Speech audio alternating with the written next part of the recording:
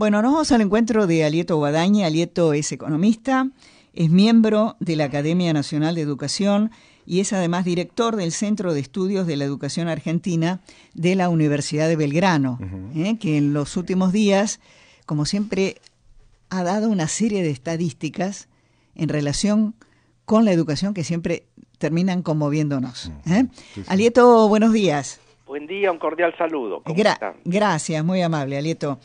La primera pregunta, yo comentaba hace un ratito, Alieto, que la educación sería, ¿le interesa a la sociedad argentina? Y le digo por qué le estoy preguntando esto. Usted sabe que el miércoles en la Cámara de Diputados se va a discutir el tema de la despenalización del aborto. Lo que han hecho muchos centros de estudiantes de la Ciudad de Buenos Aires y algunos centros de estudiantes de las universidades es decir que ese día van a marchar o tomar las escuelas. Con lo cual, algo que me parece bien que lo discuta la Cámara de Diputados, se va a transformar de alguna u otra manera en un día normal o un día menos de clases. Digo, ¿qué tiene que ver una cosa con la otra? Bueno, la Argentina tiene un serio problema que tiene el calendario escolar más corto del mundo. Piense usted que nosotros tenemos 180 días por 4 horas, son 720 horas. Bueno, vamos a ver, para los que son de la izquierda, ¿cuántas tiene Cuba? 1000. Para las que no son de la izquierda, ¿cuántas tiene Chile? 1100. Colombia, 900. Tenemos el calendario más corto del mundo porque además no se cumple. Por ejemplo, la semana pasada se reiniciaron las clases en Neuquén, pero se habían perdido 40 clases. Esto significa que un chico neuquino, cuando pasó por toda la escuela primaria de 6 años, perdió 1 año de clases. Y esto es un poderoso mecanismo de discriminación contra los pobres, porque los que van a escuelas públicas en su inmensa mayoría son pobres, porque en las escuelas privadas, bien o mal, se cumple el calendario escolar. O sea que es notable ver como gente que se autotitula progresista, de izquierda, con justicia social, ha decidido prácticamente hundir el futuro de los pibes pobres. Alieto, entonces, ¿el promedio de horas de clase en nuestro país cuánto es? ¿Cuántas horas Nosotros tenemos 180 días por 4, son 720. Pero vuelvo a repetirle, en Cuba son 1000, en Chile más de 1100, pero acá no se cumplió nunca. Entonces, a no sorprenderse, por ejemplo, un chico chileno que terminó 6º grado, mejor dicho, un chico chileno que está en cuarto grado, ya tuvo más horas de clase que un chico argentino en toda la escuela primaria. Es el país del mundo que tiene menos horas de clase. Y además, sobre llovido mojado, porque se le ocurrió inventarse, hace un par de años, se inventó un mecanismo por el cual se cierran 50.000 escuelas y se le niega el derecho a la educación a 1 de cada 3 argentinos, porque a alguien se le ocurrió el feriado puente. Claro. Es que no es broma, el feriado puente a cuánta gente beneficia. Mejor dicho, en sí mismo es meritorio, hay más de 1 millón de personas, 1,5 millones que pueden hacerse un viajecito. Sí, pero ¿a cuánto se le niega el derecho a la educación? ¿A cuánto se le cierra la escuela en un jardín en un jardín inicial, en un primario, en un secundario, en un terciario técnico, en un terciario pedagógico o en una universidad? O sea, si nosotros no valoramos la educación, como sociedad va a ser muy difícil mejorar. Alieto, y en ese estudio que se publicó en estos días, ¿habías datos sobre lo que pasa a nivel universitario que son realmente dramáticos, no? Bueno, acá hay un problema. La Argentina es un país prácticamente único en el mundo. Bueno, no es único. Uruguay bastante parecido. La Argentina ha decidido que no haya ningún requerimiento para pasar de la escuela secundaria a la universidad. Por ley, la última ley que sancionó el anterior Senado, en la última sesión del 2015, se prohibió cualquier mecanismo de restricción al ingreso a la universidad. Primera, el oyente que me está escuchando dice, ¡ay, qué buena medida! Todos pueden ir a la universidad. Sí, bueno, pero todos pueden ir a la universidad, pero no le pedimos que se preparen antes. Por eso se da la siguiente paradoja. La Argentina tiene más estudiantes universitarios que todos los países latinoamericanos, pero tiene menos graduados. En México, Brasil, Chile, Colombia, tienen, pero en proporción a la población, entre 70 y 80% más graduados que la Argentina. Empecemos por Chile. Nosotros tenemos 195.000 graduados. Chile tiene 90.000. Sí, pero la población chilena es menos de la mitad que la Argentina. Pero ¿dónde está la diferencia? En que estos países, entre comillas, restrictivos, se gradúa el 60 o 65% de los que ingresan. Y entre nosotros, que no somos restrictivos, en las universidades estatales se gradúan 27, y en las privadas no se gradúan mucho más, se gradúan 40, 41.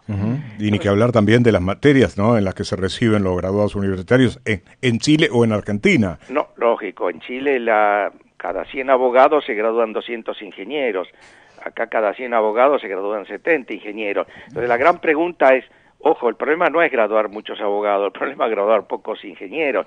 La pregunta es, ¿dónde va a haber inversiones en el siglo XXI?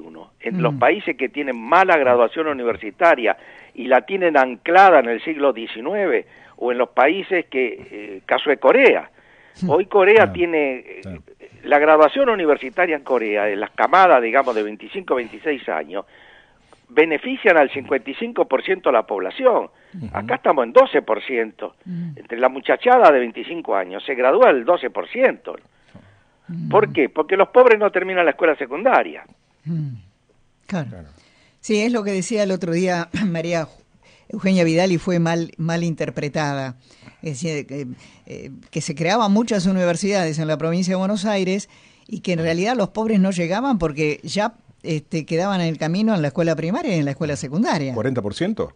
Sí, altísimo. Bueno, hubo una gran creación de universidades durante el gobierno de Menem, ¿no es cierto? Sí. Las grandes universidades se crearon ahí, que fue La Matanza. Esa es una gran universidad, tengo entendido. La Matanza, sí. A mi juicio, en este momento, por una cantidad de indicadores que yo estoy trabajando, es claramente líder en toda el área del conurbano y en el país. Tiene un índice de graduación de primera y tiene además es donde más alumnos aprueban más de una materia después de estar un año. O sea, son rendimientos claramente positivos. Ahora, Alieto, ¿usted ve hoy un compromiso de la política en general sobre estos temas? No, muy poco. Fíjese que le voy a dar un solo dato. Sí. Este gobierno llegó hasta donde podía llegar, que es publicar los resultados de la prueba Aprender por municipios. Cosa espectacular, porque el gobierno anterior solamente publicaba 6 resultados, 6. No ANEA, Centro, Cuyo y Patagonia. Este está publicando 6.000, o sea, 3.000 municipios, es una cifra aproximada, ¿no? Y abierto por estatal o privado. O sea, hoy hay una radiografía completa de la situación de cada escuela o de cada distrito escolar, desde Jujuy hasta Tierra del Fuego. Pregunta, ¿qué legislatura provincial, qué municipio se tomó el trabajo de ver estos resultados y en reuniones colectivas de carácter social, estoy pensando en los municipios, ver cómo se podía mejorar la escuela? Yo he sido embajador en Brasil, he sido testigo de cómo funcionaba en Brasil. En Brasil, cuando se publicaban los resultados, se juntaban los dirigentes locales, digamos el alcalde, y con todos los vecinos y los directores de escuela, y decían, a ver, ¿por qué este año mejoramos? ¿Por qué este año empeoramos? ¿Qué es lo que hay que hacer? Se jubiló un director, hay que mejorar el nivel de los maestros, hay que aumentar el sueldo. En fin, se discutía.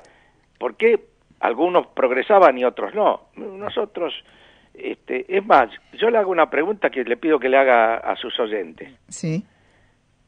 ¿Quién de ellos sabe cuál es el puntaje del colegio al cual va su hijo? Claro. Tiene derecho a pedírselo al director de la escuela. Ojalá que algún oyente la llame y le diga, yo lo pedí, lo conozco.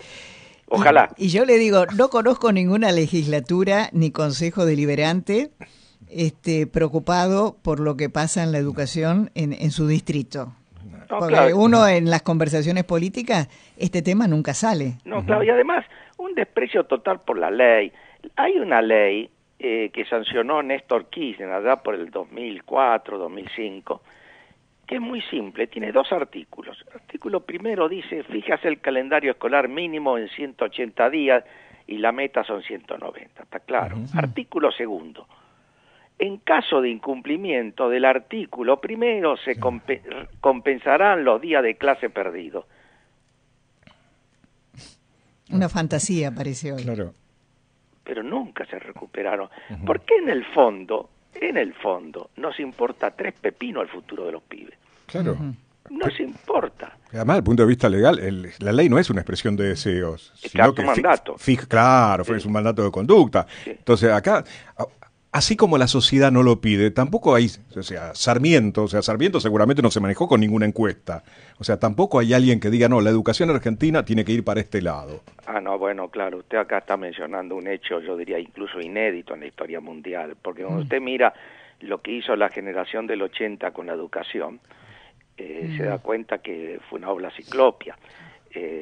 La Argentina logró tener a inicio del siglo XX más alfabetización que España, que Portugal, que Italia, que Grecia. El único país que superó un poquitito a la Argentina fue Uruguay. ¿Sabe qué? Mire, le quería contar una cosita nada más, que un detalle.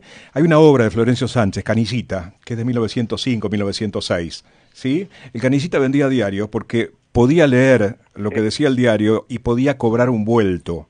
Sí. O sea, porque ya estaba incluido de una manera espectacular en el sistema escolar. Sí, ¿cómo se llama la obra de teatro de Florencio Sánchez? Mi hijo el doctor. Sí. Mi hijo el doctor, ¿qué era? Era el hijo de un inmigrante que en la primera o segunda generación se convertía en doctor. Bueno, esa inmigración que hubo en la Argentina es un hecho inédito en el mundo. Todos estos italianos, españoles, israelitas, árabes que vinieron, todos tenían la idea de que la escuela era el mecanismo de ascenso. Muchos de ellos, la mayoría de ellos eran analfabetos, pero tenían un respeto por la escuela. Esa fue una impronta muy, muy propia de la Argentina. Lamentablemente eso se evaporó. Nos falta una épica, ¿no? De la educación. Claro. ¿No? Sarmiento tenía una frase espectacular. Cuando vio que comenzaba todo esto, primero dijo, los hijos de estos no van a gobernar.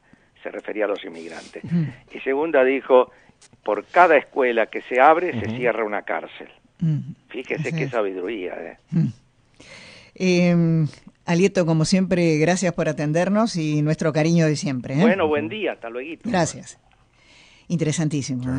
Sí, totalmente. Vos sabés que estos son los temas, por eso digo, siempre con el fondo y si la tasa de interés y esto, y siempre vamos a seguir con estos temas de la tasa del interés y en el fondo, mientras no arreglemos estos otros temas.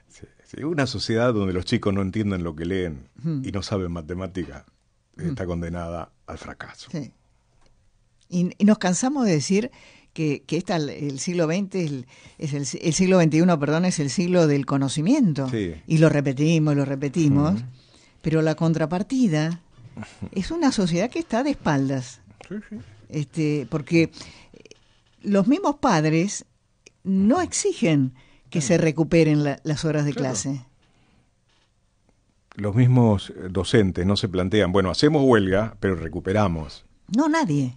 Nadie.